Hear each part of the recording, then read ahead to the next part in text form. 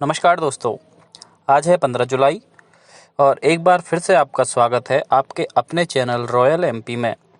जैसा कि आपको पता है, आप यहां पर सुनते हैं मध्य प्रदेश की सभी महत्वपूर्ण खबरें। खबरों की शुरुआत करते हैं आज के मुख्य समाचारों से। निजी अस्पताल पैसे के अभाव में इलाज से नहीं कर सकेंगे इनकार, उच्च न्यायालय बनाएगा गाइडलाइन। देवास जिले के बागली को बनाया जाएगा नया जिला, मुख्यमंत्री ने की घोषणा। कोरोना से बचाव के लिए रेलवे ने बनाए विशेष किस्म के रेल के डिब्बे। और प्रदेश के कई जिलों में मानसूनी वर्षा का दौर जारी, भोपाल सहित कई जिलों में कहीं कहीं वर्षा की चेतावनी। खबरों पर चलते हैं विस्तार से। पहली खबर है, प्रदेश के निजी अस्पतालों के लिए उच्च न्यायालय एक गाइडलाइंस बनाएगा जिसमें इस बात का ध्यान रखा जाएगा कोई भी मरीज पैसों के अभाव में इलाज से वंचित न रह जाए। एक जनहित याचिका की सुनवाई के दौरान मुख्य न्यायाधीश अजय कुमार मित्तल और न्यायाधीश विजय कुमार शुक्ला की युगल पीठ ने इसके लिए एक वरिष्ठ अधिवक्ता को अदालत मित्र के रूप में नियुक्त किया है। साथ ही युगल पीठ ने केंद्र और राज्य सरकार के पैरोकारों को भी गाइडलाइंस के बारे में सुझाव देने को कहा है। इस मामले की अगली सुनवाई 27 जुलाई को होगी। गौरतलब है कि शाजापुर के एक निजी अस्पताल पर बिल का भुगतान न होने पर एक 80 साल के बुजुर्ग को बंधक बनाकर रखे जाने का आरोप लगाया गया था और इस बारे में सुप्रीम कोर्ट को पत्र भेजा गया था। सुप्रीम कोर्ट ने यह मामला हाई कोर्ट जबलपुर को भेजा था।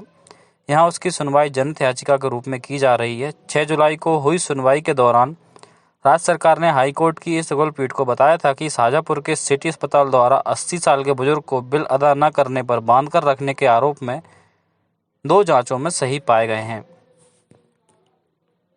प्रदेश में कोरोना संक्रमितों की संख्या 18,000 से अधिक हो गई है, जिनमें से 13,200 स्वस्थ हो चुके हैं और 4,300 से ज़्यादा का इलाज चल रहा है। कल ग्वालियर में 110 नए मामले सामने आए।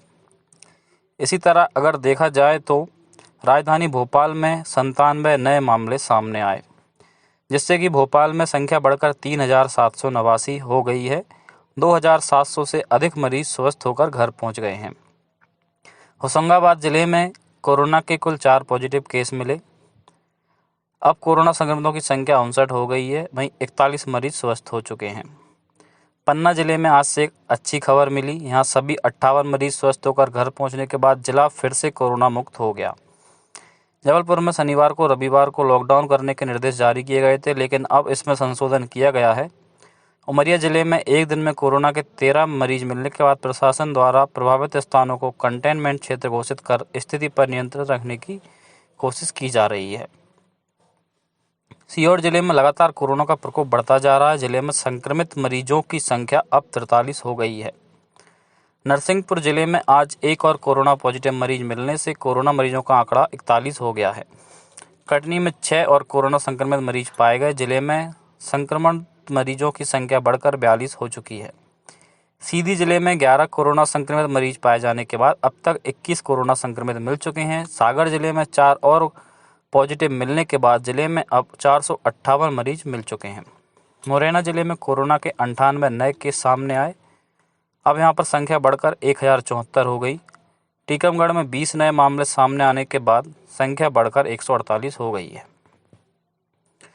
मुख्यमंत्री शिवराज सिंह चौहान ने आज कहा कि देवास जिले के बागली को जिला बनाया जाएगा। श्री चौहान ने घोषणा हाट पिपलिया में भाजपा के वरिष्ठ नेता और पूर्व मुख्यमंत्री कैलाश जोशी की जयंती पर उनकी प्रतिमा अनावरण के मौके पर आयोजित कार्यक्रम में कही। मुख्यमंत्री ने कहा कि बागली को जिला बनाने की मांग औचित्यपूर्ण और काफ़ी पुरानी है। उन्होंने कहा कि राज्य सरकार बागली को जिला बनाने की आवश्यक कार्रवाई जल्द ही शुरू करेगी। कार्यक्रम में पूर्व केंद्रीय मंत्री भाजपा नेता ज्योतिरादित्य सिंधिया ने कैलाश जोशी के व्यक्तित्व के बारे में कहा कि उन्होंने सदैव मूल्यों की राजनीति की। वहीं आगरमालवा में आयोजित एक अन्य कार्यक्रम में मुख्यमंत्री ने 65 करोड़ रुपए के कई विकास कार्यों का भूमि पूजन लोकार्पण किया।